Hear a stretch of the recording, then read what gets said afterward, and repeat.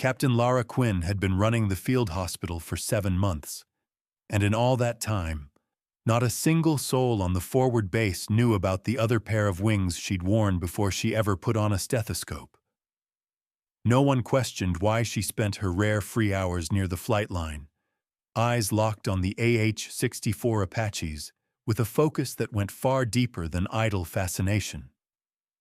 Then came the day when an unexpected enemy offensive shattered defensive lines, when the base's aviation units were either destroyed on the tarmac or scattered across hostile terrain, and armored vehicles began closing in on the hospital compound, where over 200 wounded soldiers waited for an evacuation that would never arrive.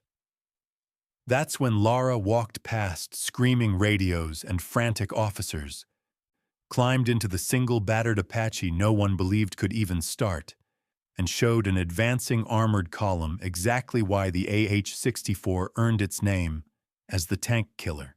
Before we show you what happened when a medic became death from above, drop a comment with where you're watching from and hit subscribe, because what came next turned certain defeat into a flawless display of aerial warfare that left an enemy commander questioning how one helicopter erased his entire assault force.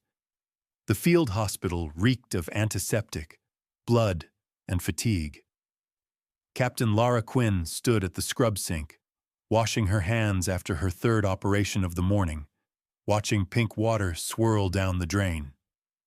She was 28, average height, black hair tied back in a strict bun, green eyes sharp with concentration, fit but not visibly muscular. What stood out was how she moved, controlled, deliberate, nothing wasted. The hospital itself was a patchwork of prefab units and reinforced tents at forward operating base horizon, deep in enemy territory. Lara had run the trauma wing for 7 months, earning a quiet reputation as the surgeon who saved patients others would have written off. Lieutenant Emma Sullivan, the head nurse, 29, competent, unflappable even under fire, appeared in the doorway. "Captain Quinn, we've got 3 more inbound from the patrol that got ambushed. ETA 15 minutes. 1 critical, 2 stable." "Prep or 2," Lara said immediately, already moving. "I'll take the critical." "You've been in surgery for 8 hours," Sullivan warned. "Let Captain Hayes handle this one." "Hayes is still with the blast case from this morning." "I'm fine." Sullivan just nodded, not surprised. Captain Quinn never seemed to tire, never seemed to falter, just kept going with calm precision. What Sullivan didn't know, what no one else on the base knew, except the commanding officer who'd seen Lara's full file, was that before medical school, Lara Quinn had been an Apache pilot, logging over 800 flight hours across 3 combat deployments, one of the most naturally gifted aviators her instructors had ever trained. She'd left aviation for medicine after a mission that went flawlessly, but left her staring through a targeting scope as enemy fighters died beneath her 30mm cannon. The mission had been necessary, even successful, but it fractured something inside her, made her realize she'd rather save lives than take them. So she went to medical school, became a trauma surgeon, and quietly asked that her flight record be removed from her official bio. She wanted to be known as a doctor, not a pilot who changed paths. Still, her dreams spoke the language of the sky. She still calculated approach vectors and engagement ranges in her head. Her fingers still twitched for a cyclic whenever she heard the deep thump of Apache rotors cutting through the air. The medevac came 12 minutes later, a Blackhawk descending in a swirling cloud of dust. Lara was waiting with her team, slipping seamlessly into the controlled chaos of triage. The critical patient was a ranger with severe shrapnel injuries and internal bleeding. Within minutes, she had him in OR2, hands moving with the same unshakable precision that made the most complex operations look effortless. 3 hours later, he was stable. Lara stripped off her gown, accepted a mug of coffee from Sullivan, and stepped outside for a breath of night air. From the edge of the compound, she could see the flight line, 6 Apaches sitting in their revetments, mechanics crawling over them in the half-light. She watched with a focus that bordered on longing. She knew those machines intimately, the whine of their turbines, the weight of their controls. The AH-64D Apache longbow, 30 feet of lethal engineering built for one purpose: killing tanks. Hellfire missiles with an 8-kilometer reach, a 30-millimeter chain gun capable of spitting 600 rounds a minute. In skilled hands, her hands, it was unstoppable. But that belonged to another life. Now she saved people. It was better that way. The alarm began wailing at 04:30 the next morning. Lara was already awake, already moving toward the command post before the second siren faded. Inside was organized chaos. Colonel Evelyn Mitchell, the base commander, a 54-year-old combat veteran whose calm under pressure had become legend, stood before the tactical display as red icons spread across the map like a rash. "Enemy offensive began 20 minutes ago," she said. Multiple mechanized elements advancing from 3 directions. Battalion-strength armor, T-72s, and BMPs supported by artillery. Someone asked about air support, another about evacuation. Mitchell's tone made clear she'd already exhausted those options. "Air assets are tied up defending the main line 50 kilometers north. Evacuation's impossible," she added, glancing at Lara. "We've got 200 wounded in the hospital who can't be moved." The room fell silent as the truth settled in. They were surrounded, outgunned, with no air cover and a hospital full of immobile casualties. "What about our Apaches?" asked Major Ryan Carter, a hard-edged company commander who believed every problem had a trigger to pull. Mitchell's expression darkened. "Enemy artillery hit the flight line during the first barrage. 4 destroyed, 1 evacuated with heavy damage, 1 technically operational but without a crew. The pilots are dead, wounded, or missing. So 1 working bird and no one to fly it," Carter summarized flatly. "That's right." Javelin missiles only reached 2.5 kilometers. Against advancing armor, it was hopeless. Lara stood in the corner, mind racing, not just as a doctor, tallying casualties, but as a pilot, calculating engagement geometry. 1 fully armed Apache, used properly, could stall or destroy an armored assault.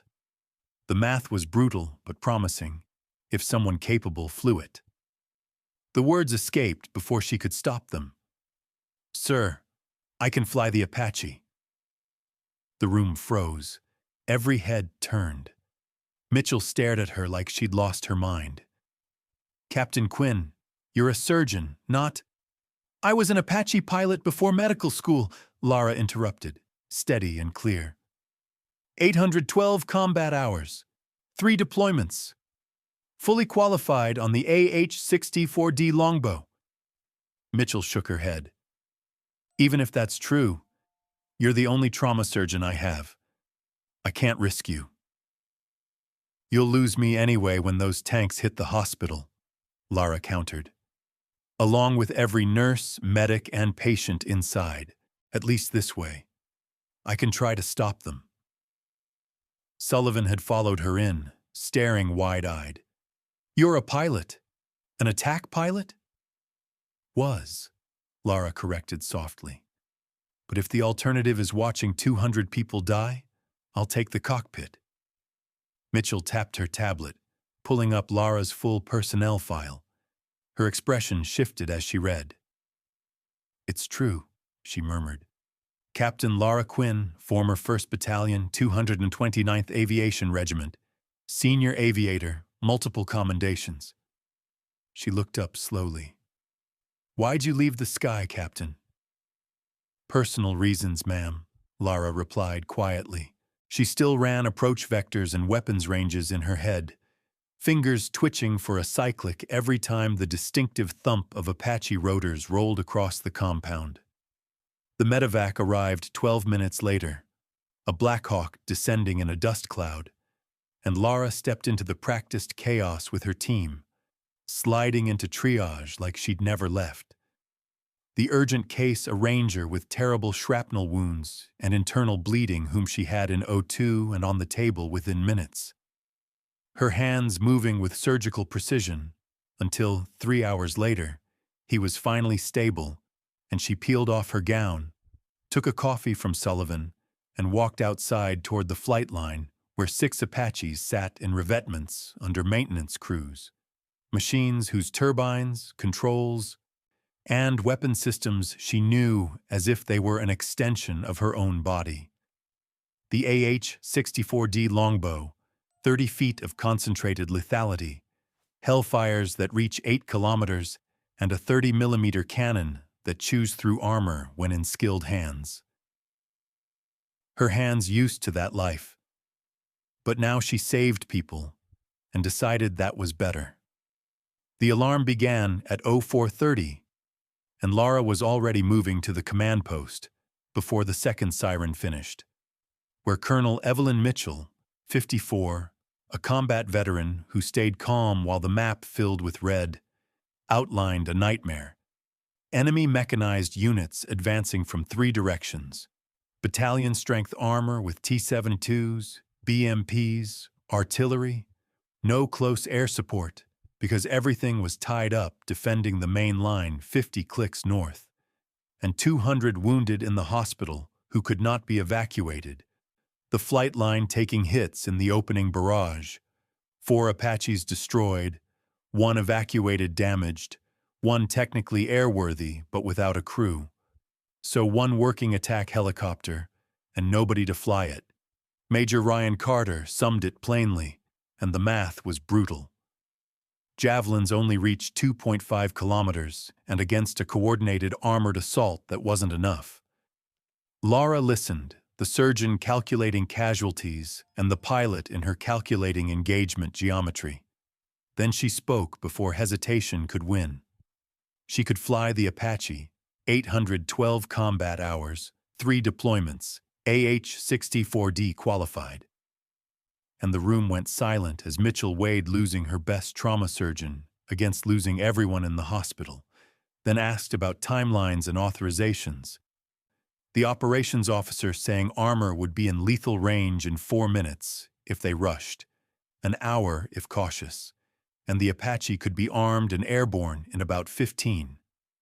Mitchell finally authorized it with the grim directive to engage all hostile armor threatening the base and a half-joking, half-real reminder that they'd need a trauma surgeon afterward.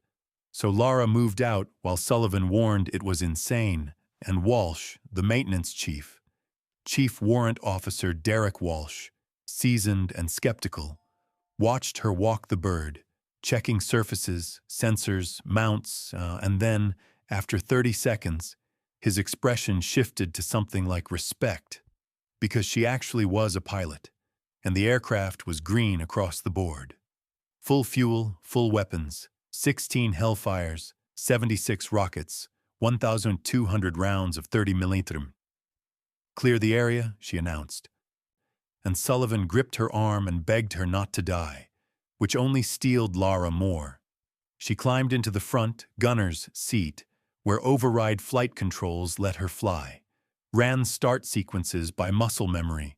The APU, Engine 1, Engine 2, rotors coming up, systems and sensors online, helmet display lowering to give thermal and weapons data, Hellfires and rockets and gun rounds all showing ready.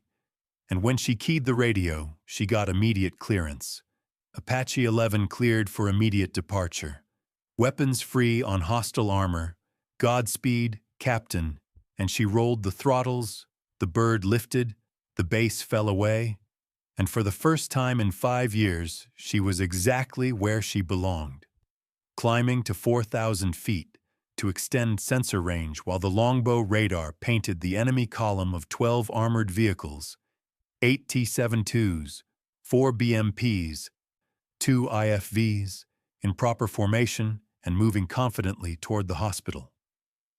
She locked the lead T-72 with Hellfire 1, solid tone target acquired at 7.2 kilometers, and the missile left the rail as she selected and fired the second, and then 2 more in quick succession, so that the first tank erupted before anyone knew they were under attack, and the second and third went up almost together, while the fourth slammed into a BMP, and the column broke apart, searching for non-existent cover as return fire stitched the air with tracer and cannon bursts. She banked hard, sensors reacquired, and she fired 2 more Hellfires into halted tanks, 6 vehicles down and 6 left. But the enemy adapted. A BMP turret swung, and an SP launcher rose, and someone clearly intended to try to shoot her down, so she switched to rockets, designated a 3-vehicle bracket, and let 19 rip in a rapid ripple that arced down through the formation, each salvo choreographed by calculation and instinct, until the battlefield began to look like the math she'd been running in her head all along. The explosions tore through the formation, obliterating the BMP and silencing anyone who'd even thought about aiming an air defense launcher. 10 vehicles gone, 2 still alive. The remaining tanks were fleeing toward a sparse tree line, but Lara hunted them with the calm precision of a predator. She dropped to 1,500 feet, accelerated to 140 knots, and lined up her gun run. The 30mm chain gun tracked perfectly with her helmet sight. Wherever she looked, the weapon followed. She fixed her gaze on the first tank and squeezed the trigger. The gun thundered, spitting depleted uranium rounds at 2,700 feet per second, each one meant to punch straight through armor. The tank's engine compartment detonated, smoke bursting from every seam. Lara swung her focus to the last one, walking her fire across its hull. The vehicle tried to pivot, but too late. Her rounds hit the turret ring, then the ammo storage. The tank ripped apart from within. 12 vehicles, 12 kills, 11 minutes from first missile to final burst. She pulled up, climbing to altitude, scanning for any return fire. The only movement below came from burning wrecks and scattered troops running for their lives. She keyed her radio, voice steady. Base ops, Apache 11. Enemy armor neutralized. 12 vehicles destroyed. No survivors near the base. I'm RTB. Mitchell's reply carried disbelief and relief in equal measure.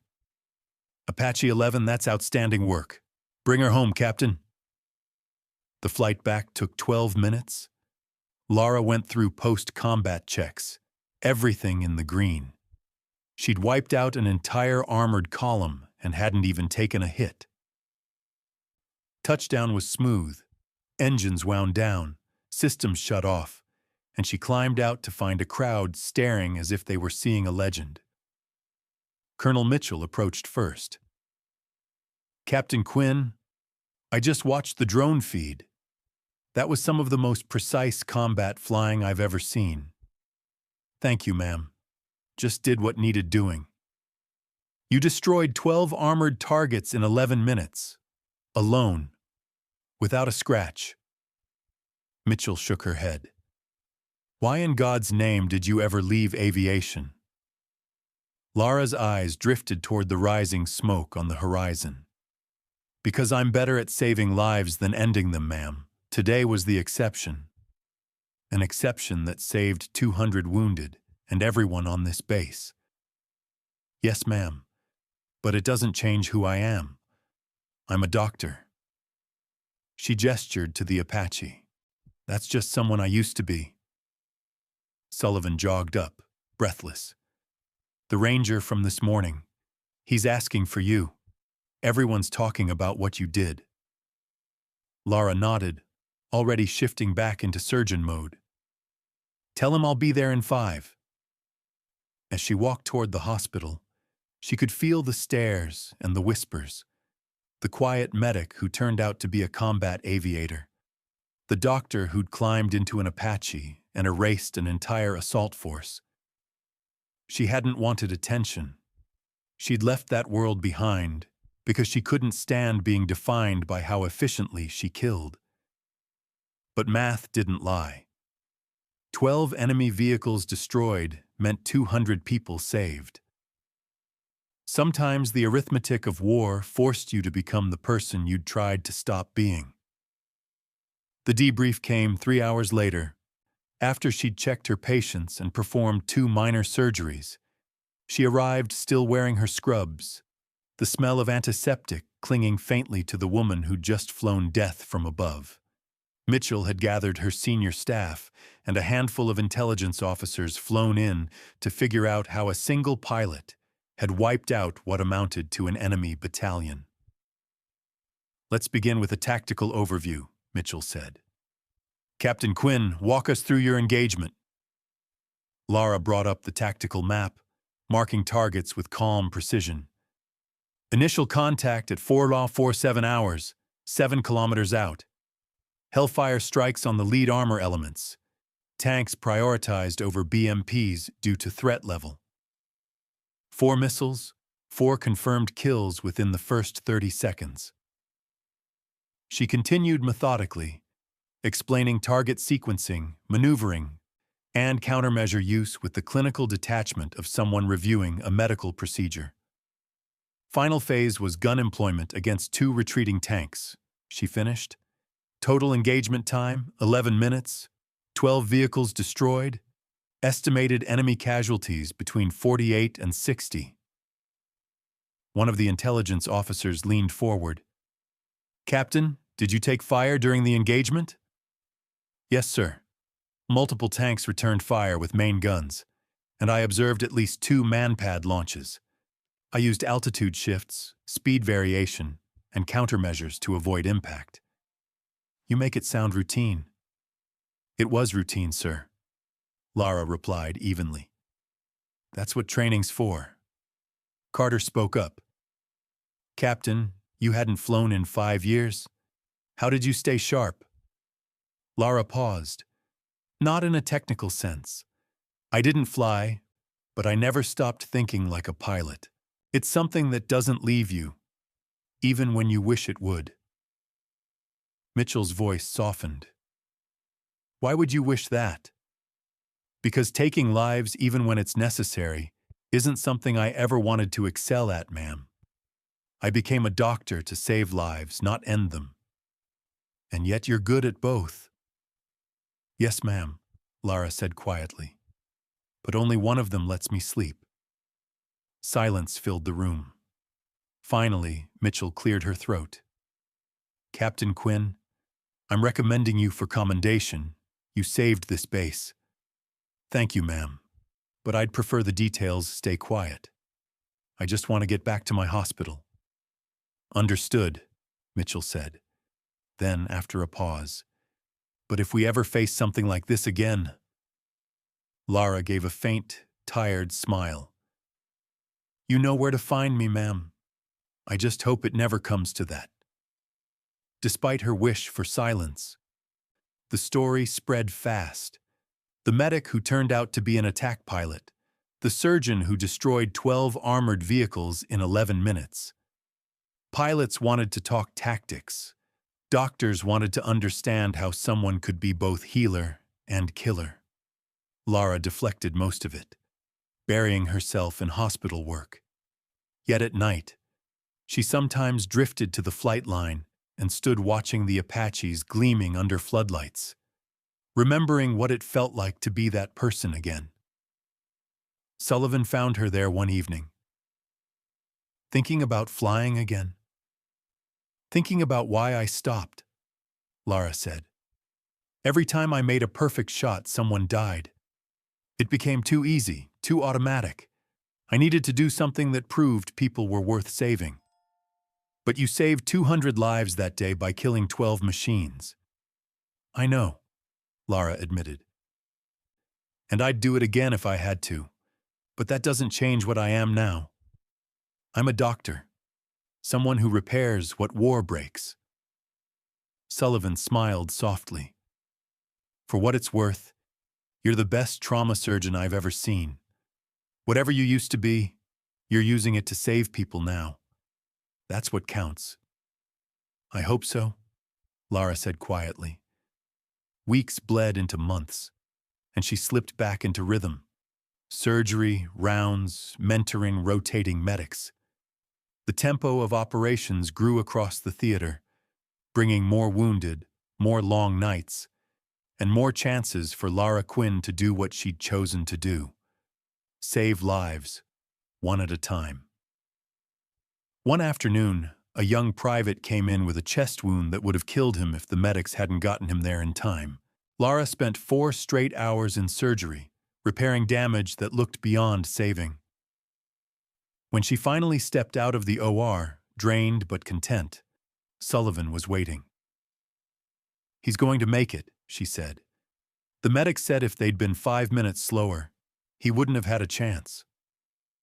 Lara nodded, peeling off her gloves. That's why we're here, to give people chances they wouldn't have otherwise. Speaking of which, Sullivan added, Colonel Mitchell wants you in her office. Something about a video call with higher command. Lara's stomach tightened. Those kinds of calls usually meant someone wanted to revisit the Apache incident, to make her into some dual-career symbol of heroism. She'd been dodging that spotlight for weeks, but orders were orders. She cleaned up, changed into a fresh uniform, and headed to Mitchell's office, where the colonel already had a laptop set up. Captain Quinn, Mitchell said, this won't take long. The screen flickered on, revealing a 2-star general Lara didn't recognize. Major General Patricia Bradford, 58, sharp-eyed, every inch the strategist. Captain Quinn, the general began, cutting straight to business. I've reviewed your record, both versions, the public one and the classified one that shows who you really are. Yes, ma'am, Lara said carefully, keeping her tone professional. I'm not calling to give you a medal, Bradford continued, or to ask you to return to aviation. I just wanted to understand why you made the choices you did. Why leave flying when you were that good? Lara paused before answering. Because I was good at it for the wrong reason, ma'am. Behind an Apache's controls, targets stop being people and become problems to solve. That detachment made me effective, but it also made me lose sight of what those problems really were. Every trigger pull ended a life. I didn't want that to be who I was. So you turned to medicine. Yes, ma'am. I chose to save lives instead of taking them, to be the person who gives second chances instead of ending stories. Bradford nodded slowly. And yet, when it mattered, you used those same old skills to save 200 people. Doesn't that justify them? It justifies using them once, ma'am. It doesn't change that I'm more valuable as a surgeon than as a pilot. Even though you're exceptional at both? Especially because of that, Lara replied. Someone else can learn to fly well, but the mix of surgical precision and combat experience I bring, it's rarer and more useful in an operating room than a cockpit. Bradford smiled faintly.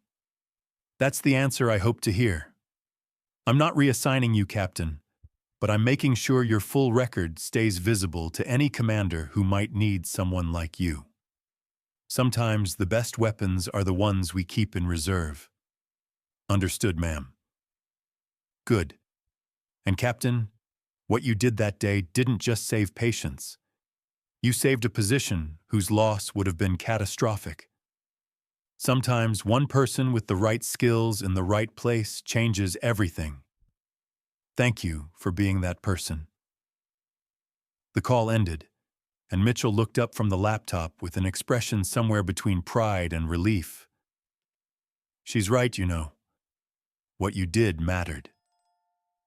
I know, ma'am, Lara said, but it doesn't change what I want for my career. I'm not asking you to change it, Mitchell replied. Just to realize that having more than one gift doesn't lessen either.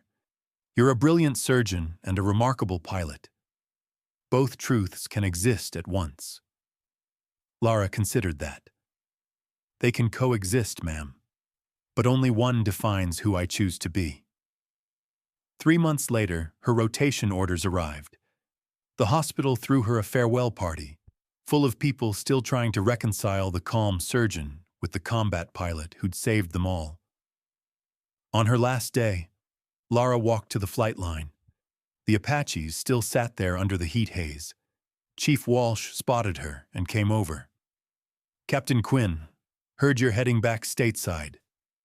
That's right, Chief. He nodded toward the Apache she'd flown, now marked with tiny kill tallies. Pilot says it flies like a dream. You brought it back flawless. That's because I used to be good at this, Lara said with a faint smile.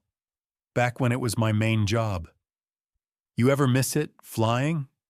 She thought for a moment. Sometimes. But I don't miss who it turned me into. I'm better where I am. You saved everyone here that day. I know. And I'd do it again if I had to. But I hope I never have to. Walsh nodded. If you ever come back to aviation, I'd be proud to crew for you. Thanks, Chief, but I think my flying days are done. She walked back toward the hospital, her gear packed and ready. Sullivan met her at the pad with the last of the paperwork. So this is it? She asked. The legend returns to civilization. I'm not a legend, Lara said. Just someone who did what was necessary. Sullivan smiled, muttering that's exactly what makes you one. Most people would chase the recognition. You just went back to saving lives. They said their goodbyes, and Lara climbed into the transport helicopter. As it lifted off, she looked down one last time at the base and at the hospital where she'd saved hundreds, leaving behind the sky but carrying its lessons forever. As the helicopter banked over the flight line, Lara looked down at the place where she'd borrowed her old skills for one desperate mission, and at the scarred battlefield where 12 enemy vehicles still burned, a grim reminder of what she'd done. Then the base slipped from view, fading into distance and dust, and Captain Lara Quinn went back to being what she'd chosen to be, a doctor, a healer, someone who saved lives instead of ending them. Yet in the quiet corners of her mind, filed away like emergency procedures she hoped never to need but would never forget, the skills stayed. The instincts, the ability to fly an Apache with lethal precision, the cold clarity to read a battlefield and solve it with firepower, they were still there, waiting. She hoped she'd never use them again, but if she had to, they'd be ready. The story of Captain Lara Quinn spread through aviation circles like wildfire. The doctor who turned out to be an elite combat pilot. The medic who climbed into an Apache and destroyed an entire armored assault by herself. Most retellings missed the truth. They celebrated the shock value, the heroism, the cinematic twist. But the people who'd been there understood the real story. It wasn't about a doctor who happened to be a pilot. It was about a person who'd once been extraordinary at taking lives and had made the conscious choice to stop. Someone who'd traded destruction for healing, who'd spent 5 years saving people instead of killing them. The fact that she could still call on those old instincts didn't define her. What defined her was the discipline to use them only when there was no other way. Captain Quinn continued her career in trauma surgery, eventually becoming one of the most respected surgeons in military medicine. She never flew an Apache again, never needed to. Her flight skills stayed locked away, archived knowledge, ready only for an emergency that might never come. But everyone at Forward Operating Base Horizon remembered. They remembered that sometimes the quietest person in the room is the one capable of the most violence. That the person who looks ordinary might hold depths you'll never see, and that sometimes the difference between disaster and survival is one individual willing to become who the moment demands, even if it means reviving a part of themselves they thought was gone. The wounded soldiers she'd saved called her the best trauma surgeon they'd ever met. The pilots called her one of the most naturally gifted aviators they'd ever heard of. The commander called her the woman who saved 200 lives in 11 minutes. And all of them were right, because Lara Quinn contained multitudes, strengths she refused to let define her but kept ready when the world offered no other choice. Years later, military medical schools would cite her as a case study in battlefield surgery under fire. Few ever mentioned that the same surgeon had also saved hundreds of lives in less than 12 minutes of aerial combat. That was just how Lara wanted it. She built her life around healing, around giving people second chances, around fixing what was broken instead of breaking what she could. That one flight had been necessary, successful, and unforgettable, but it remained an exception in a life dedicated to saving lives, not taking them.